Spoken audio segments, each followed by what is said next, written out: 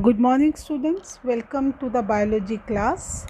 In our previous session, we have started with our new chapter, biological classification, in which we discuss about the two system of kingdoms and followed by the five system kingdom. And the first kingdom is your kingdom Monera. So today we are going to discuss kingdom Monera. All moneras are prokaryotic and microscopic. Microscopic means they cannot be seen by the naked eyes, and the characteristics of the prokaryotic cells are that they are not having a defined nuclear material, or you can say that is the nuclear material is without the nuclear membrane. All the membrane bound organelles are absent in the prokaryote, and the same is with the kingdom Monera. Example of the kingdom Monera, that is your bacteria. They are single celled or form the colonies or trichomes, and the composition of cell wall is peptidoglycan, that is muramic acid, and they are being grouped into the four. The first group is archaebacteria, then that is eubacteria, cyanobacteria, and mycoplasma.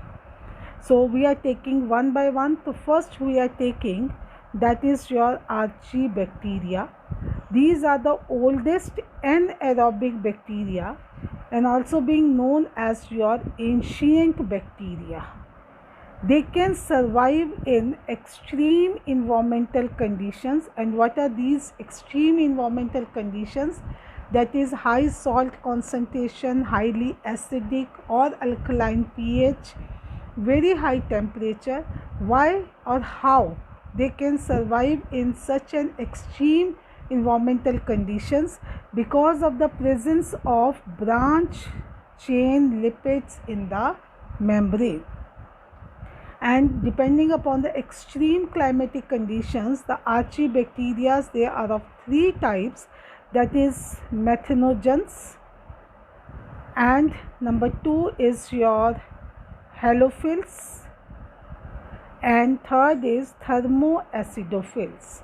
So the first is your methanogens, which can survive in the marshy areas, or you can say in the damp areas, and they are also being present in the gut of cattle. Gut of cattle animals means that is the digestive system, the stomach of the cattle, and they produce the methane gas.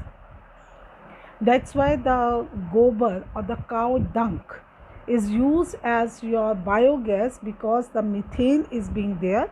Number two is your halophils, which are extremely, or which are being present in the extremely saline under the anaerobic condition. Saline means namak. So halogens are there, that is, for example, the iodine is there, and they develop the purple color pigment under the high light intensity and produce the ATP. And the last one is your thermoacidophils, which are being present in the hot sulfur spring like places. So the first one, that is the methanogens, which produce the methane gas, which are present in the marshy area. It is again the extreme condition.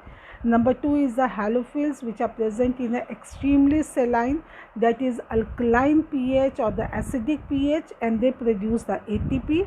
And the third is in the extreme hot areas, that is called as the hot sulfur springs, and they produce the various sulfur dioxide, sulfuric acid, and they can also produce the sulfur to the hydrogen sulfide under the anaerobic conditions.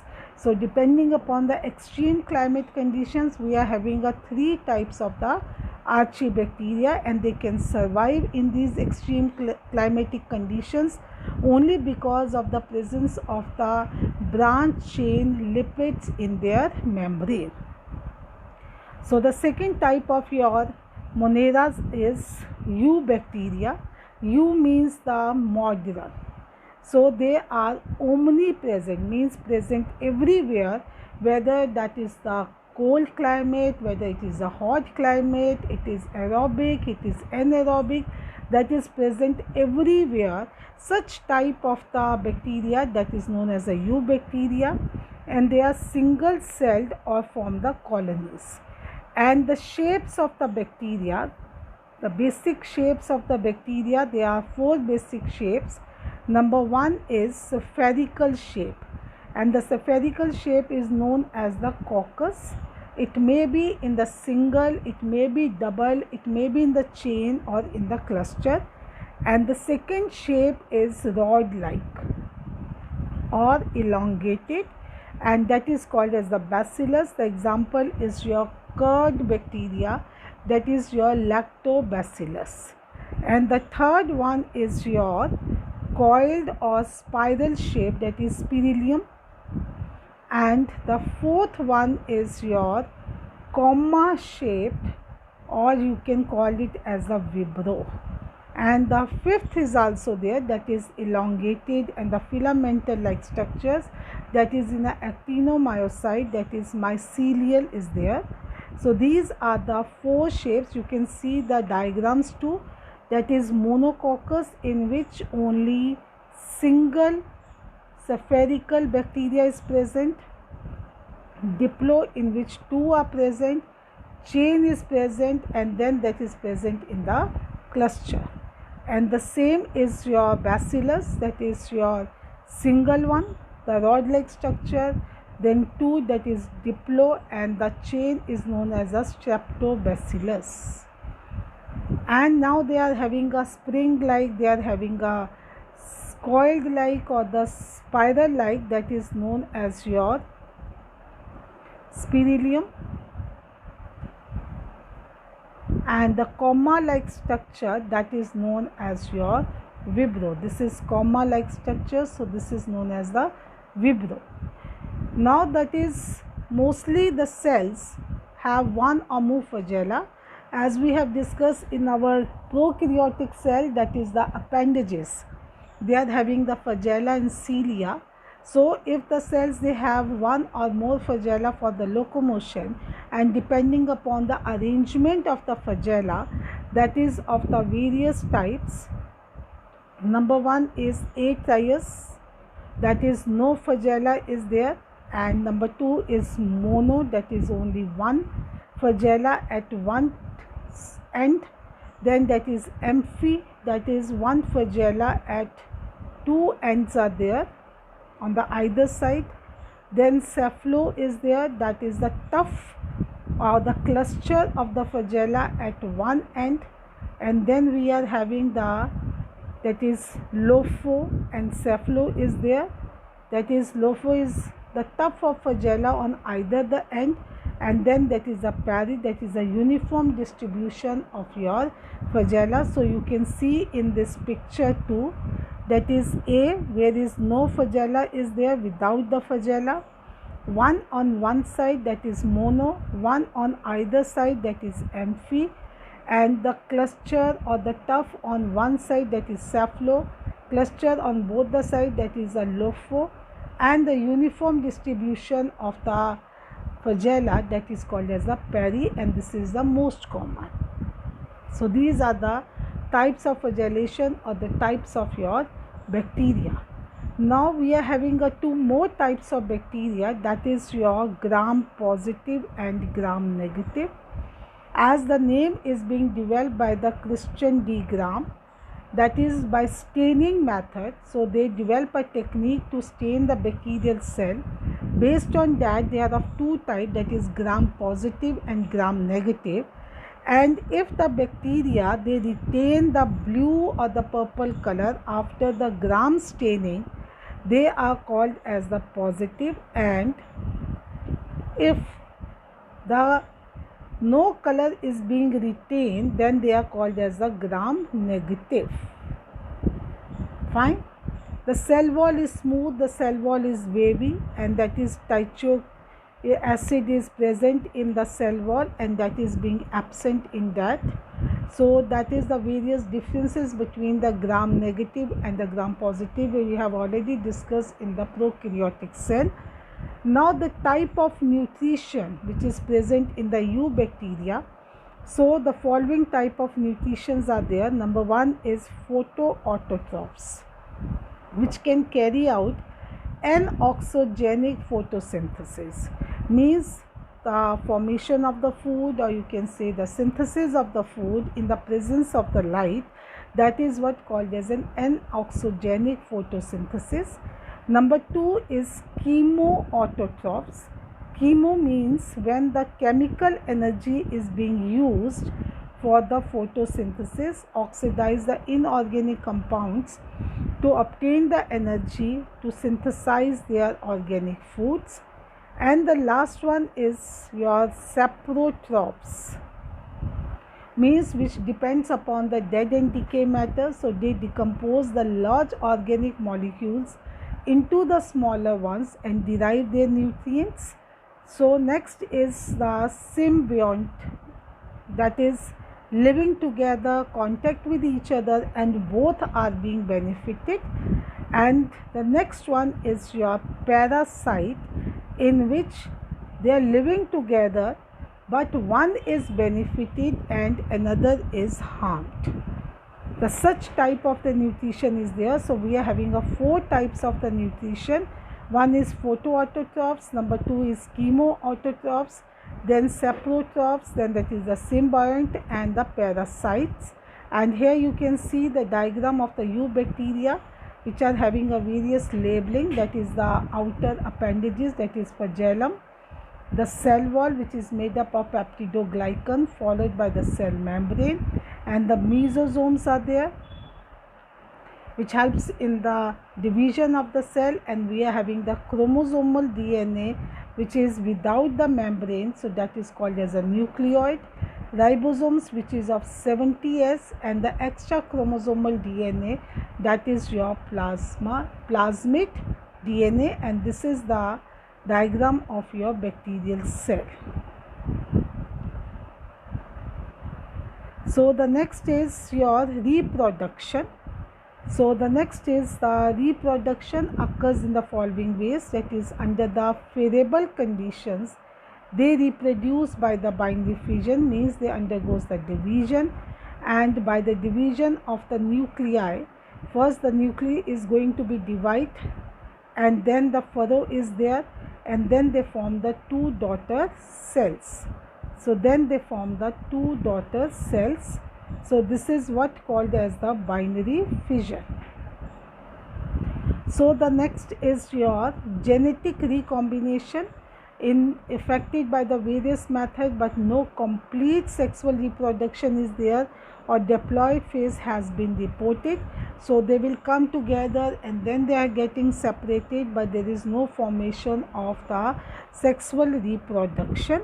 Economic importance, that is they are being used in the dairy industries, that is converting the milk into the curd with the help of lactobacillus, and the production of cheese. They are helpful in the fermentation, production of alcohol, and many of the antibiotic as the medicines. They are also being very important for fixing the atmospheric nitrogen, but they are also being known as a pathogen because they cause the number of diseases. So the very common disease is citrus canker, then the blight of rice, or you can say in the animals we are having the tetanus, then that is a cholera and leprosy, and these you just go through it, but there is no need to learn the scientific names as well as the name of the diseases. Just go through it without, there is no need to learn them. And the next group is the cyanobacteria.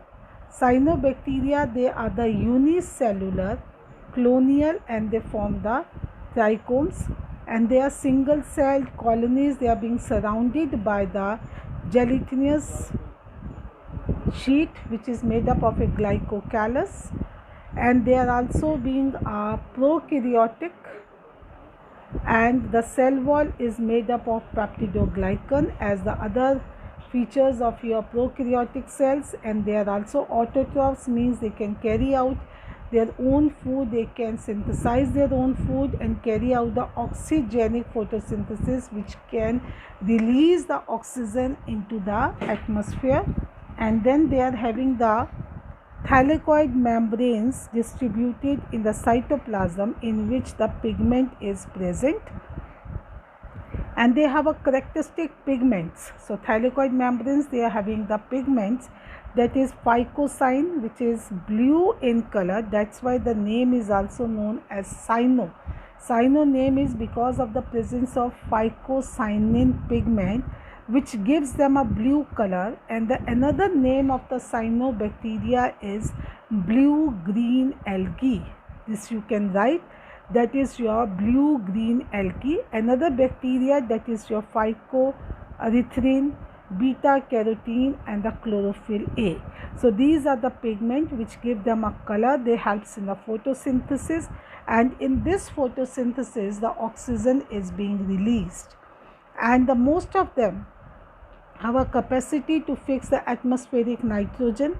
Filamentous form have a heterocyte. So this is the figure of the filamentous, that is nostoc cyanobacteria, and they are having the excuse me, and they are having the heterocytes over there, and they are having the heterocytes which helps in fixing the atmospheric nitrogen. So they play a very important role, that is heterocyst for the nitrogen fixation, that is in the nostoc, and that is the filamentous form of the cyanobacteria. Reproduction is again, that is by the binary fission in the unicellular form, whether it is a filamentous form or it may be in the form of a fragmentations, and to form the short chains of the cell, that is called as a hormogonia. The small cells are called as a hormogonia, and each hormogonia, now it will grow into the adult filamentous form of the algae. So when these cells, they are going to be fragment, they are going to be separate. So each cell will form the new filamentous like structures like this way. So this is called as the hormogonia cells, so which are going to be separate, and they are going to be fragment, and then they reproduce into again the long filamentous like structure. And the sexual reproduction is motile cells have not been reported, so the sexual reproduction also not being reported. And the economic importance is many of them are used as the biofertilizer because they are helpful in nitrogen fixing bacteria. And Spiropolinia, that is your linia, is the first, you can say, the bacteria, the unicellular structure which is being cultured and used as a cattle feed and the human food because it is rich in the proteins.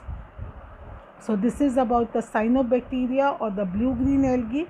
And your next and the last group of your kingdom Monera is your mycoplasm. So what is the difference between this group and the another? The first one is the ancient. Eubacteria is the modern without the pigment, and the third one is with the pigment. That helps in the photosynthesis by releasing the oxygen. That helps in the photoautotrophs, but no release of the oxygen is there. And the last one that is being discovered by the Nocard and the rocks is there.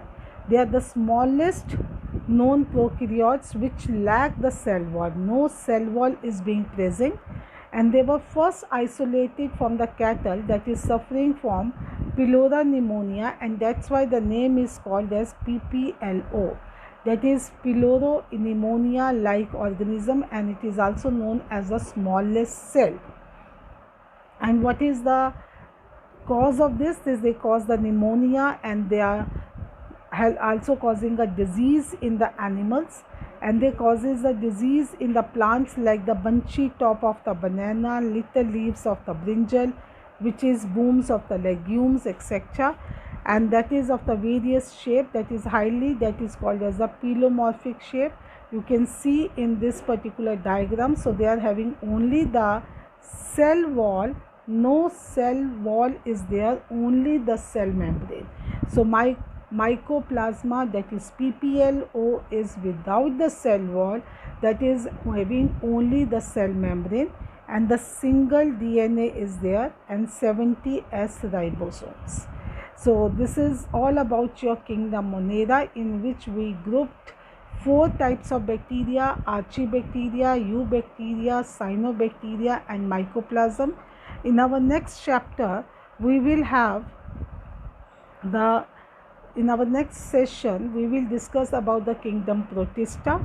Then we will discuss about our kingdom Fungi. So go through this content step by step, consult your NCERT 2 with the diagrams. Till then, stay home, stay safe. Thank you.